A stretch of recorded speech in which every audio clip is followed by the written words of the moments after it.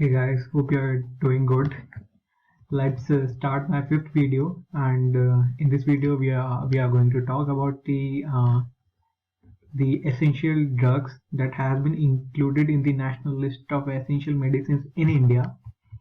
What are these drugs? What are the bases on which it gets selected? And three new laws that have been passed by the Chinese government.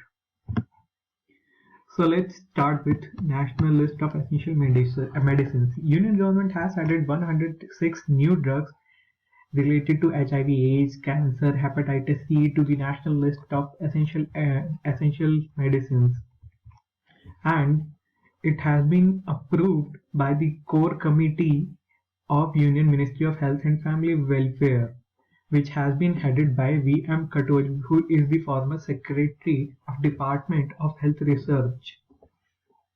From the old list, which had 348 medicines, 70 has been deleted and 106 has been added, which makes the new list of 376 drugs. The importance of this list is that the drugs which has been included in this list will be available at affordable price across the country. Secondly, it is in line with the World Health Organization's 2015 list of essential drugs and medicines. Now, what are these essential medicines? What made it so? These are the medicines that satisfy priority healthcare needs of the country's population and is generally based on the country's disease burden, priority health concerns, and affordability concerns. It is being reviewed every 3 years to include or exclude some drugs, and its price has been decided by the National Pharmaceutical Pricing Authority (NPPA), which works under the Ministry of Chemical and Fertilizer, which decides ceiling prices of essential medicines under the Drug Prices Control Order 2013. Now let's talk about the three laws of China which has been passed in December. The first law is against terrorism, also called as China's first counter-terrorism law, which has expanded the definition of the term terrorism and made it mandatory to do several things under this law, like it has given overarching powers to security agencies and allows their military to venture overseas on counter-terror operations. And secondly, it made mandatory for technology firms to give some sensitive data like encryption keys to the government when asked them to do this under this law.